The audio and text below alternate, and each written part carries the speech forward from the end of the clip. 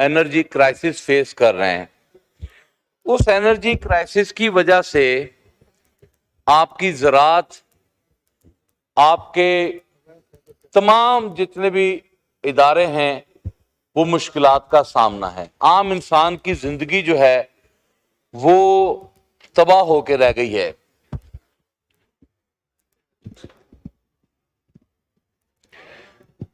हमने यहां पर बजट स्पीच में भी बात की है, एनर्जी की वजह से आपकी बड़ी इंडस्ट्री, आपकी छोटी इंडस्ट्री वो मुकम्मल तबाह बर्बाद हो चुकी है। मिनिस्टर साहब यहां पर तशरीफ फरमा है। मैं मिनिस्टर साहब से रिक्वेस्ट करना चाहूंगा कि जो छोटी इंडस्ट्री है, स्पेशली जो पावर लूम इंडस्ट्री है, आप मेहरबानी फरमाकर मिनिस्टर पावर सुन रहे हैं, मिनिस्टर पावर सुन रहे हैं आपकी बात। जो सर जो पावर पे कट मोशन मिनिस्टर साहब पता नहीं क्यों भाग भाग के बाहर जा रहे हैं। बात कीजिए सर जो बड़ी इंडस्ट्री है, उन्हें लार्ज स्केल मैन्युफैक्चरिंग जो इंडस्ट्री है, उनको जो बिजली का भाव दिया जा रहा है, जिस रेट पर उनको बिजली दी जा रही है, मेरी रिक्वेस्ट होगी कि उन्हीं के ऊपर जो है वो आप बिजली जो है उनको मुहैया करें छोटी इंडस्ट्री को, क्योंकि वो भी सेल्स टैक्स में एंटाइटल हैं। छोटी इंडस्ट्री भी आपकी जो है वो भी एंटाइटल है।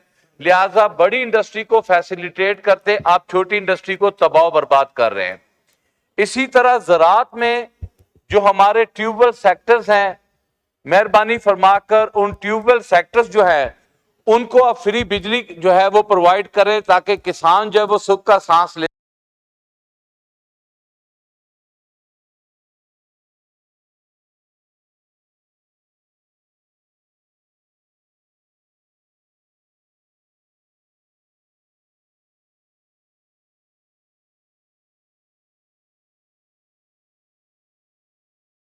हैं।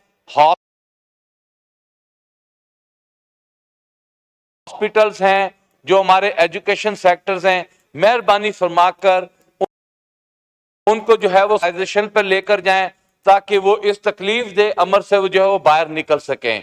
लिहाजा बिजली के बहरान पर जो हमने अपनी कट मोशंस दी हैं,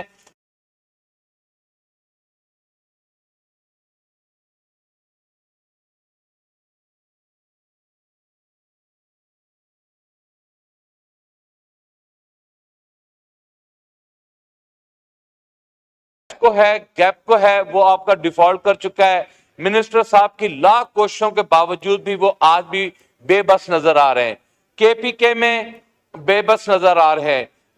मिनिस्टर साहब खुद एडमिट कर चुके हैं कि हमारा महकमा मुलव्वस है, कि ये मुलव्वस होकर जो है वो चोरी होता है।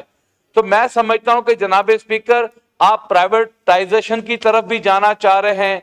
लिहाजा पाकिस्तान पीपल पार्टी ने इसे अपोज भी किया कि हम इदारों को प्राइवेटाइज नहीं होने देंगे।